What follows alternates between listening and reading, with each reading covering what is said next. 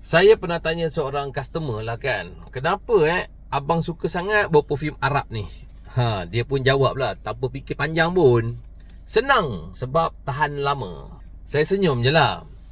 Lepas tu saya tanya lagi, abang tahu tak kenapa ia boleh tahan lama? Lepas tu dia pun terus diam lah. Lepas tu dia pun jawab lah, maybe sebab parti dia banyak kot. Sebenarnya itu hanya sebahagian daripada jawapan. Bila saya mula belajar lebih mendalam tentang dunia perfume ni, baru saya tahu satu fakta yang sangat menarik. Perfume Arab ni bukan sekadar menggunakan parti yang tinggi, tetapi mereka juga menggunakan bahan-bahan yang memang terkenal dengan ketahanan baunya. Contoh, oud, amber, emas, resin, rempah-rempah seperti saffron dan cinnamon. Bahan-bahan ini secara semula jadinya memang akan menjadi berat. Sebab itu, ia lebih lambat tersejat berbanding dengan bau citrus atau bau bunga.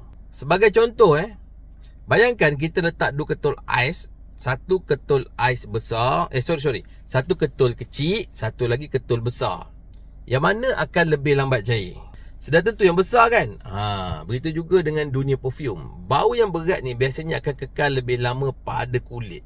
Tetapi ada satu perkara yang ramai orang tak tahu. Negara-negara Arab ni mempunyai satu budaya memakai perfume sejak ratusan tahun dahulu. Mereka bukan sekadar pakai perfume, mereka juga menggunakan minyak wangi bahur dan wangian pada pakaian serta rumah. Sebab itu cita rasa mereka lebih cenderung kepada bau orang kaya, pekat dan tahan lama.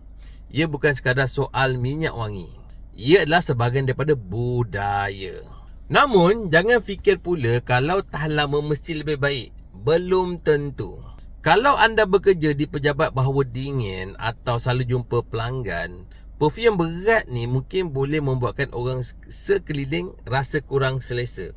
Sebab itu, pemilihan perfume perlu ikut keadaan, cuaca dan juga tujuan memakainya. Hari tu saya ada belajar satu perkara lah. Perfume yang terbaik ni bukan yang paling kuat, bukan yang paling mahal, akan tetapi yang paling sesuai dengan diri kita dan situasi kita.